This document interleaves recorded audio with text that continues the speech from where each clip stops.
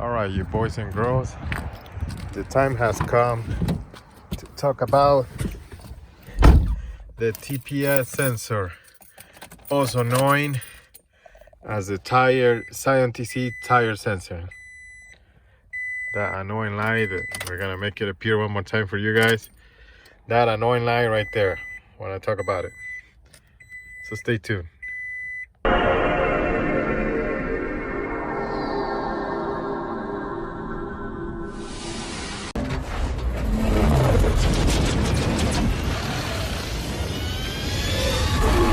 All right, you guys, boys and girls, as you guys saw in the video, on the opening of the video, I should say, I guess, we're gonna be talking about the tires and the TPS sensor. It sometimes gets some people annoyed by. We're gonna talk about everything that I have found owning this car for a little while now. So let's get into it.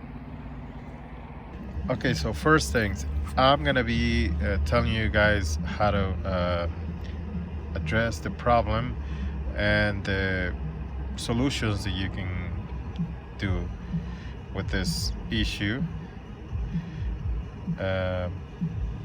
I've seen a lot of Facebook pages, a lot of people complaining about it, and someone made a comment, also a subscriber on my channel, that I should make a video about this. So I'm gonna give you a few options, and some of them they have to be on your own discretion whether you do it or not. But there's some things that you can do to fix the problem, and some things that you can also do, but you're gonna have to do it at your own risk. So for the starting, one of the things that you have to know first is that your tires, they need to have the first of all, they have to be the right size. If you're running 18s, it's not a problem, as long as you have the same size on each tire. You can have like a 245 and a 215 and a 215 in the back, and then it has to be the same one, okay?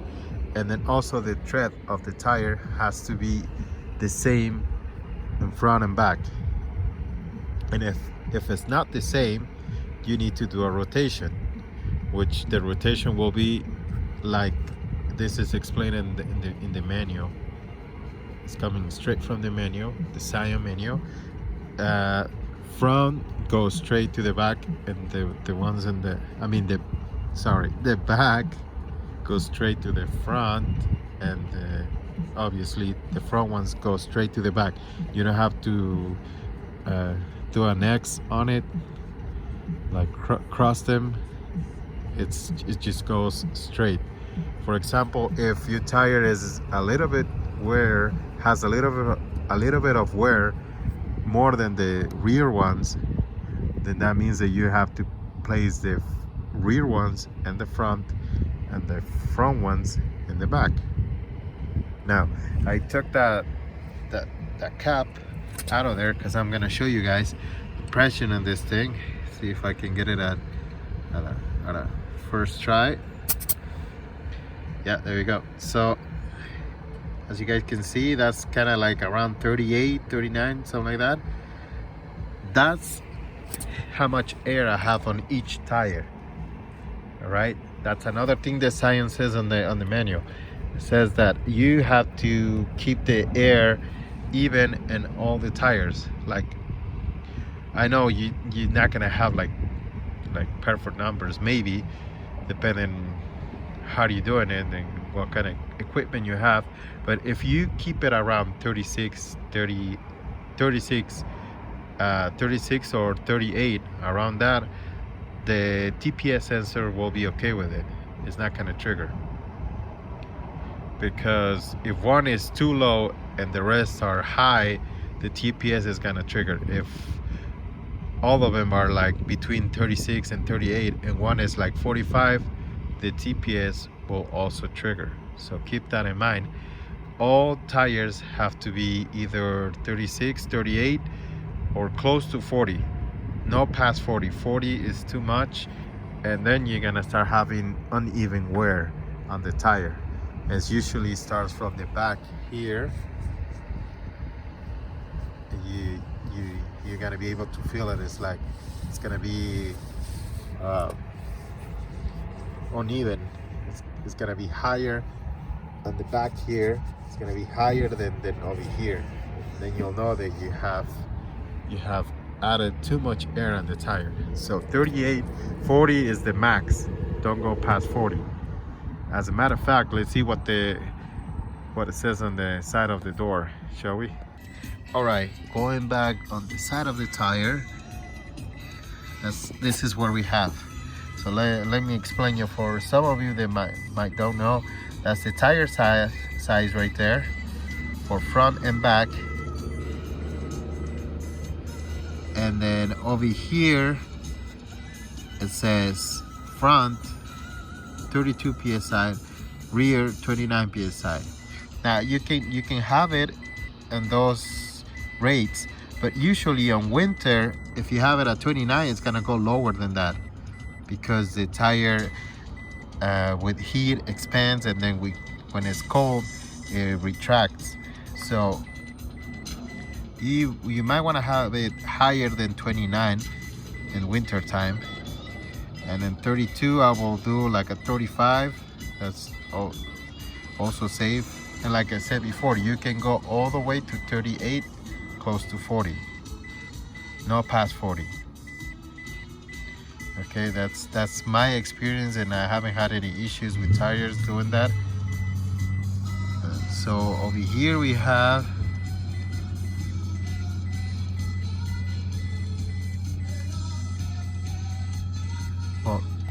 that's in a different language, but I'm assuming it's the same thing as this one. So that's my advice right there. So you can go by this, but keep in mind that on winter the tires are gonna get a little low, because it contracts. The material that the tires are made of, it's gonna kind of like shrink a little bit. So you're gonna have the TPS sensor trigger because it's low. Okay, now if you have the TPS on, that guy right there, the blue one, what you need to do after you fix the air and the tires, and then you make sure that all your tires are where even you don't have like a tire that is almost flat. After you get all that taken care of, you're gonna come over here to the glove box, open it up. Don't mind any of that, especially that. Don't mind that, because it's winter and I need it for my hands. All right, so you're gonna, when the car is not on, like it's the key, it's in the, what's it called, I think it's called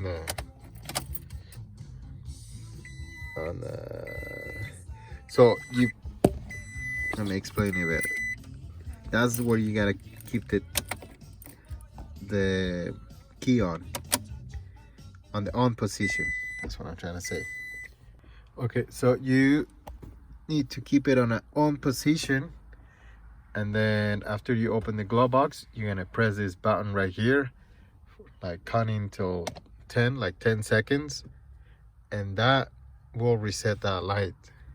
If everything is good on the car, the light won't show up anymore. Okay, but if there's something wrong with the tire or the sensors, the light will trigger again. And if you go to any tire shop, they will be able to tell you, like, if they're honest, at least they will be able to tell you that your TPS sensor on the tire is not good, and that can be another issue than why you're always having that TPS sensor on the whole time.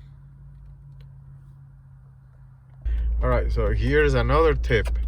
If your TPS sensor for some reason is not working properly, the way to reset it is by opening your glove box again. Open it and then press that button until the TPS light is flashing 3 times. If the TPS light is flashing 3 times, that means that it's ready to be reset. After you do that, you jump on the car, start it, and drive for at least an hour, going above 30 miles per hour, depending where you're driving it. If you're driving in the freeway, you can go faster than that, but 30 miles per hour for at least an hour. Don't really quote me on that. I'll double check, but I think it said for an hour, although it's a long time. But that way the TPS sensor, it will be completely reset. The TPS light, everything will be completely reset, like if it was like a refresh, let's put it that way. And then it will work like it should. That's what Scion recommends Toyota to do if you need to reset the TPS mechanism, the light that shows on the dashboard. So there you guys have it. Another tip to get rid of that annoying TPS light. All right, you guys, so going straight to the manual, we can find that the information that I was telling you guys is push and hold the reset switch until the low tire pressure warning light blinks 3 times.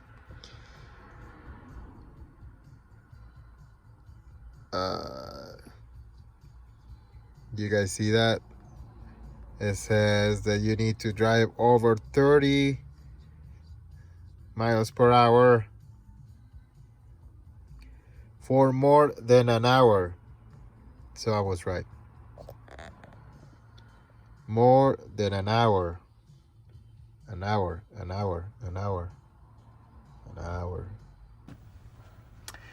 This is the worst.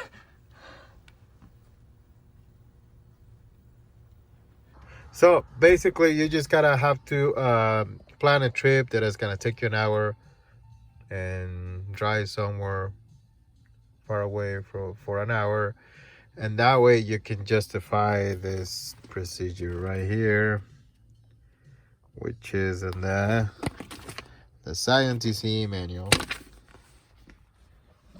There, it looks kind of old because it's from 2005. So there you have it, guys, straight from the manual. All right, so now we're here at the lab. We're just gonna call it like that, lab. We have a cluster, as you guys can see. And so we're gonna be taking this out, and we're gonna look for the TPS sensor. This is gonna be another option for you guys, but like I said before, and I'm gonna say it again, this is at your own risk. Okay, everything we're gonna see here is at your own risk. You decide whether you want to do it or you don't want to go this route. It's all up to you. Just in case. This guys right here, they don't move. We have this ones over here that we gotta be really careful, and then just lift them up a little bit, and then you just go ahead and try to press this guy right here, kind of.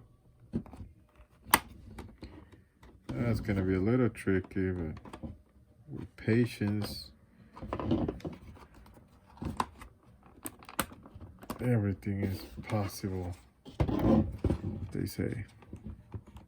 And that's actually true. Okay. We're getting some interference, I think.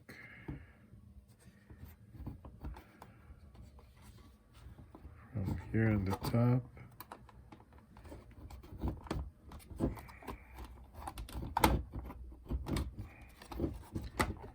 Yeah, so we continue to press this, guys, right here.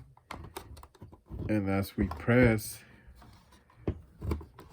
this whole mechanism is start to coming out.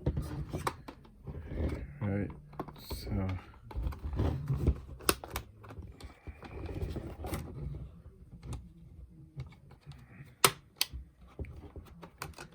there we go.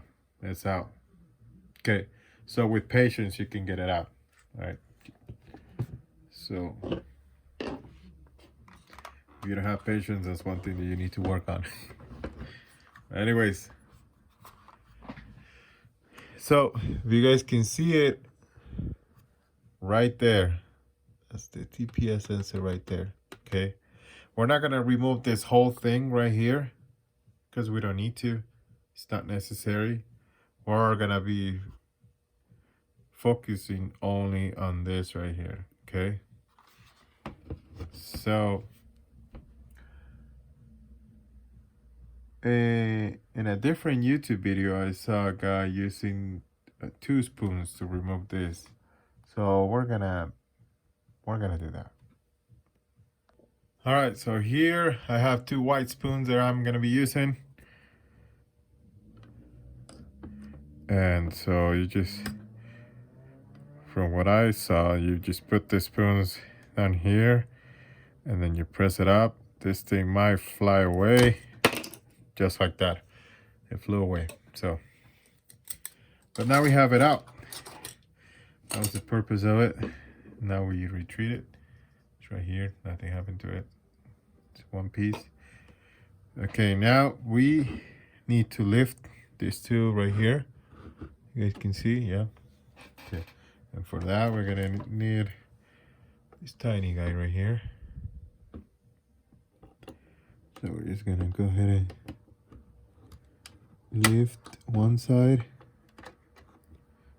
and then probably the other side just comes off, just like that. So just lift one side, really careful, and this piece comes off. Okay, so now the TPS will be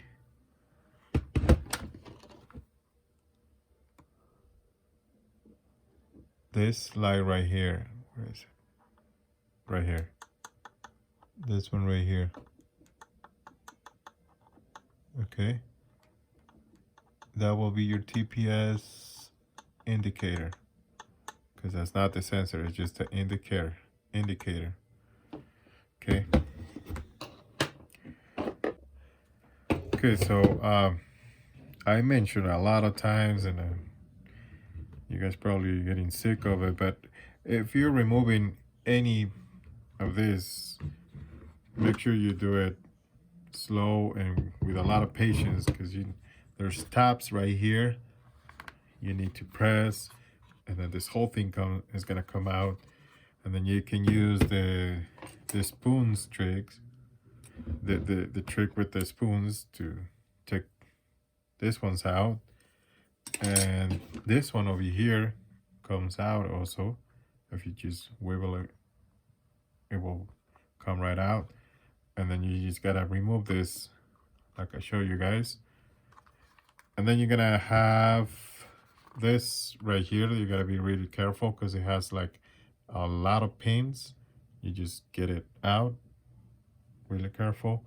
Don't bend any of those pins because this tells you your mileage.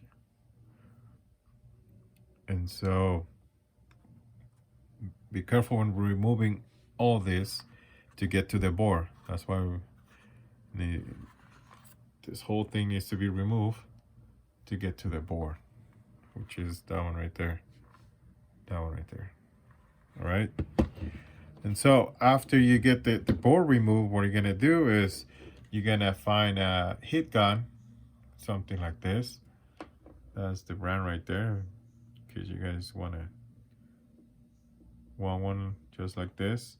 And then this, I just got it off of eBay, you know, just fits in there, and or you can take it out and then you just have that big old hole right there. But for this, it's just like little things like this, you know, this tip right here. And so what you're gonna do is, after you gun it's working temperature, you're gonna heat it up on that small LED. And when you're doing that, you go in circles. You don't go straight like that, because you're gonna burn that and then other components around it. You go in circles, not too close, not too far, just in between. And then you go in circles, okay? You go in circles and circles and circles, and then find yourself something like this. And after you've been hitting it for like, I don't know, like a few seconds, you can check with this and see if it moves. If it moves, then get it really slowly, grab it and then pull it towards you. Don't go anywhere but towards you, because if you do that, because you're heating a lot of components on the board, they can also move. So if you move your hand or you do something crazy like that, you're gonna move components that they're important for the cluster to work, and then you're gonna have to figure out where they go and all that stuff. So grab it as soon as you can tell that it's ready to come out. Grab it and move it towards you. Be really careful, because you don't want to damage anything on this board, and you be with no cluster. And so after you do that, the TPS light won't trigger anymore. Okay, you're not gonna have TPS light anymore. And so if you decide to go this route, you're gonna have to be constantly checking on your tires. It's gonna be just like an older Toyota, where you don't have a TPS and there's no way to tell you that your tires are getting low. Like a really old Toyota, or even a Civic. If you ever had let's say a Del Sol or Civic hatchback, or probably a Trueno, you know, the 86 Corolla, or older Supra that didn't have the TPS light. So you're gonna have to constantly be checking on your tires and making sure that they all have air before you drive your car, if you go this route, because it will be basically like an older Toyota or Civic that didn't have this kind of technology. So if you're okay with that, you can go that route, and no big deal. But it's at your guys' own risk. I'm not pushing anybody to do this. I'm not saying you should go ahead and do this, because if you drive with a flat tire and you're going fast, it can be really dangerous. So I don't want to be take against and then be like some kind of like a bad influence for you guys. So keep all those things in mind, and then if you decided to remove it, because I know, I get it, that light is pretty annoying, but if you decide to remove it, then you have to always make sure that you keep that in mind. I will say, if you're planning to just raise this car, just completely raise and then just daily it once in a while, but raise, then modifying that light wouldn't be an issue.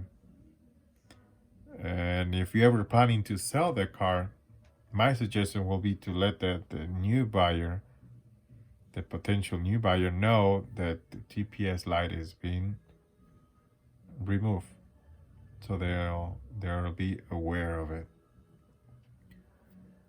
Okay, and I'm in a serious mode right now because this is serious. This involves the life of you guys, and when that is, it's taking a big part of making this video. It's important to clear that we got to be careful when we're doing these things. Okay, so now let's put this back, because now I have shown you guys how you can remove that LED light. So now let's put it back, and I'll show you guys another tricks to keep this fully working. Muy pegriloso. All right, so after you put everything apart, this procedure that I'm gonna show you guys, it will be the same for this gauges over here. So after you have everything installed back, you're gonna put this back on. It's really simple. Just like you took it out, you're gonna put it back on, just like that. And now this guy right here, we're gonna have to adjust it because it's gonna be all over the place. So just put it in there, and then just like that. Don't go too hard on it. And now we're gonna adjust it. I think I showed this in another video, but I'm not sure. So we wanted to, when we go like this, to stop right there, just like that. Oh, that was really simple, but that's what you want it, just to stop right there. Otherwise, this thing, when you plug it in your car, in your Scion, this thing right here is gonna be all over the place. As a matter of fact, it shouldn't be there. So I'm gonna push it up a little bit, and then push it down again. Now I want it to. Oh, this whole thing's coming apart. But what we want is to stop right at the line. We almost got it close. And so you just keep trying. I don't know why this thing is coming out with it. Oh, I see why. Okay, so that little guy right there, that's what that's what it holds it in place. So I forgot to put it in there. So there we have it. All right, so you just gotta keep trying until it reaches that. Now it's all the way up there. What we want is to stop right at the line.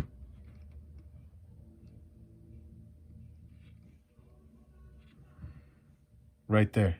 That's where we want it. So, and then stopping right at the line. So you guys can see it's right on the line. So that's what we wanted. Stop right at the line. All right. I think I said that a few many times now. But yeah, and that's it. And the same procedure will be applied to all the gauges. It's gonna be time consuming, but you're gonna have to do it if you're going this route.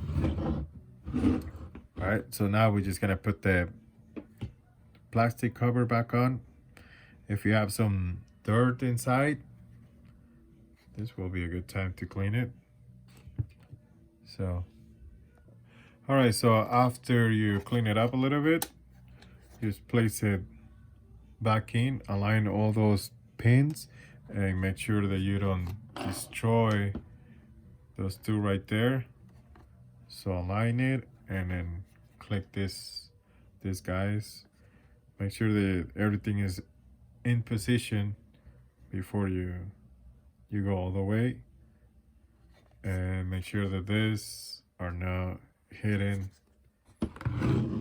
in there, otherwise you're gonna bend them and break them. All right guys, and that's how I'm gonna conclude this video. Thank you so much for all of you who are watching it. If you like the content, consider subscribing, and I will see you guys in the next one.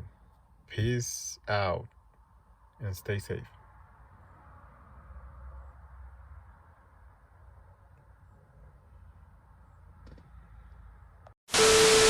You never want to miss another one of my new car repair videos. Remember to ring that bell.